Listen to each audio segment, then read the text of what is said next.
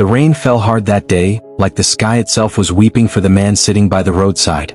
His name was Tunde. A beggar, his clothes torn, his face tired but kind. People hurried past him, ignoring his outstretched hand. But one woman stopped. Her name was Amara, and she had a heart too soft to walk away. She bent down and dropped money into his cup. Their fingers brushed, just for a second, and when he looked up, his eyes were sharp, clear. Not the eyes of a broken man. "Thank you," he said, his voice quiet but strong. Amara nodded and walked away, but she couldn't forget him.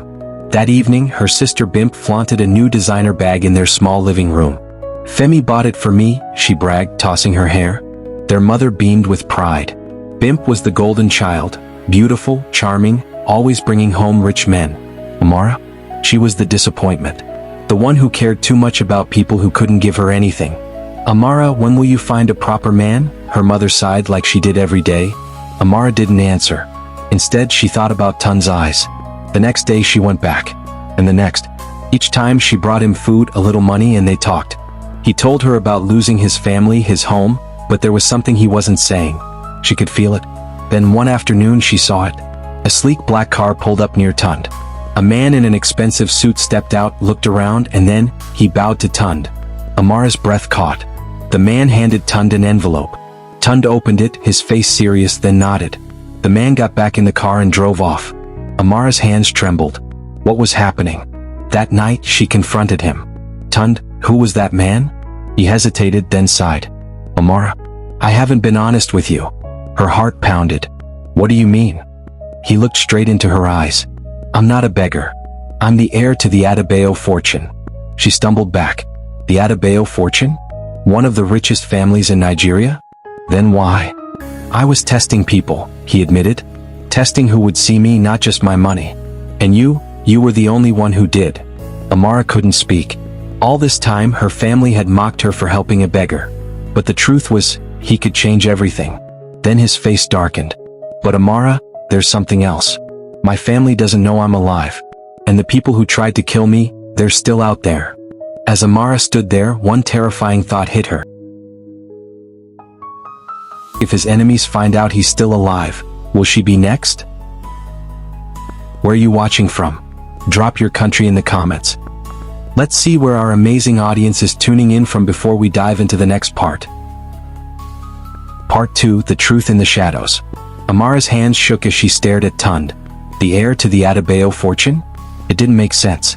The Adebayos were one of the most powerful families in Lagos. Their name was on banks, hotels, even the new hospital in Ikoyi. But, why pretend to be a beggar? She asked, her voice barely above a whisper. Tunde glanced around before answering. The street was empty now except for them, the dim streetlights casting long shadows. 2 months ago, someone tried to kill me, he said. They made it look like an accident. My car went off the 3rd mainland bridge. Amara gasped. She remembered hearing about that accident on the news. No one had survived. I was the only one who knew it wasn't an accident, Tunde continued. So I disappeared. Became invisible. Because if they think they succeeded, they'll get careless. And that's when I'll find out who did this. A cold wind blew between them. Amara wrapped her arms around herself. Who would want to kill you? My uncle, Tunde said without hesitation. With me gone, he becomes the head of the family business. He's been waiting for this his whole life. Just then, a loud bang echoed down the street. Amara jumped as a motorcycle sped past, its headlight cutting through the darkness. Tunde grabbed her arm and pulled her into the shadows. Did they see you with me? He whispered urgently. I don't think so, Amara stammered. Her heart pounded so loud she was sure Tunde could hear it. We can't stay here, he said. Come with me. Before she could protest, Tunde was leading her through a maze of back alleys, moving like a man who knew every corner of Lagos' underbelly. They finally stopped at a small, run-down apartment building in a part of town Amara had never been to before. Inside, the apartment was nothing like she expected. Neatly. A laptop sat open on a small table, surrounded by stacks of papers. This is where you live? She asked in disbelief. Tunde gave a tired smile. Not exactly the palace people would expect, is it? He moved to the window, peering through the curtains before turning back to her. Amara, you need to decide right now. Walk away and pretend none of this happened, or help me bring down the people who tried to kill me. Amara's mind raced. This was dangerous. If anyone found out. But then she thought of her family. Of Bimp's sneering face when she came home late. Of her mother's constant disapproval. She looked Tunde in the eyes. "I'll help you." A slow smile spread across his face. "Good. Because tomorrow we're going to crash a party." But as Amara nodded in agreement, neither of them noticed the shadowy figure watching the apartment from across the street. Part 3, The Devil's Party. The invitation arrived at dawn, thick cream paper with gold lettering that gleamed even in the dim morning light. The Adebayo family. Request your presence for the celebration of our new business venture. Amara's fingers trembled as she held it. "How did you get this?" Tunde buttoned an expensive-looking dress shirt, the first time she'd seen him in anything but rags. "My uncle throws this party every year," he said darkly. "Celebrates his successes. This year he'll be celebrating my death." A chill ran down Amara's spine.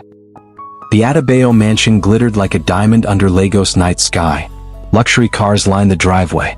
Women in designer gowns and men in tailored suits floated through the grand entrance, champagne glasses in hand. Amara adjusted the borrowed dress that clung uncomfortably to her body. "I don't belong here," she whispered. Tunde squeezed her hand. "Neither do I. Not anymore." As they stepped inside, the air smelled like expensive perfume and greed.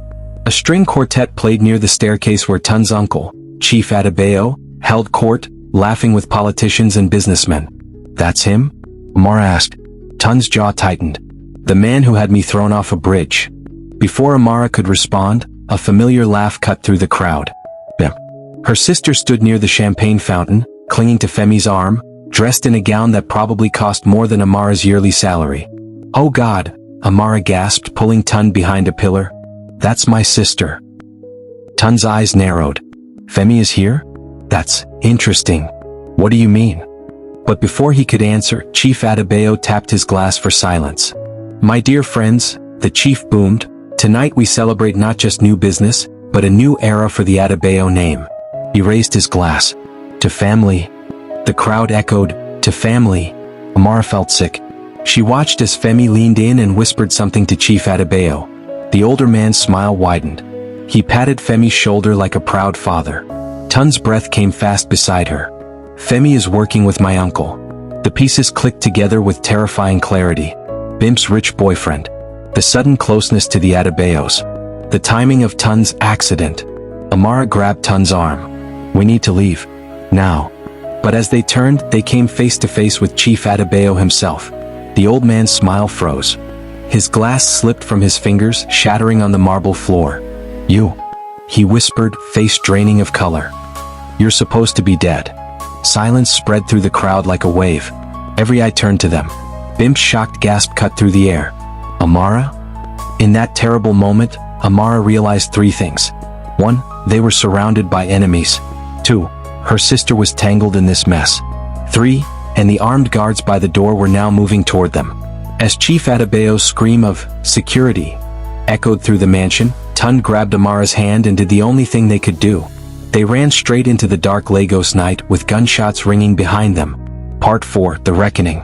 Gunfire cracked through the night as Amara and Tunde sprinted through the Adebayo mansion's gardens. Her borrowed heels sank into the soft earth, but she didn't dare stop. Behind them, shouts and pounding footsteps grew closer. "Through here." Tunde yanked her toward a hidden gate in the hedge. They burst onto a side street where a beat-up Toyota waited, engine running. Amara barely had time to register the driver, an old man with kind eyes, before they were speeding through Lagos backstreets. "Who?" "My father's driver," Tunde panted. "The only person I could trust." The car swerved violently as another vehicle rammed them from behind. Amara screamed, grabbing the seat as the driver accelerated. "Hold on," the old man shouted. The chase tore through the city, past crowded markets, through narrow alleys under flashing neon signs. Amara's heart pounded so hard she thought it might burst. Then came the police sirens. Not behind them. Ahead. Roadblocks. "We're trapped," Amara cried. But Tunde's face hardened with sudden determination. He pulled out his phone, dialed a number, and said 2 words. "Now, uncle." The world exploded into chaos. Police cars swarmed the vehicles chasing them. News vans appeared as if by magic, cameras flashing. And in the middle of it all stood Chief Adebayo, being handcuffed, his face twisted in rage. "What's happening?" Amara gasped.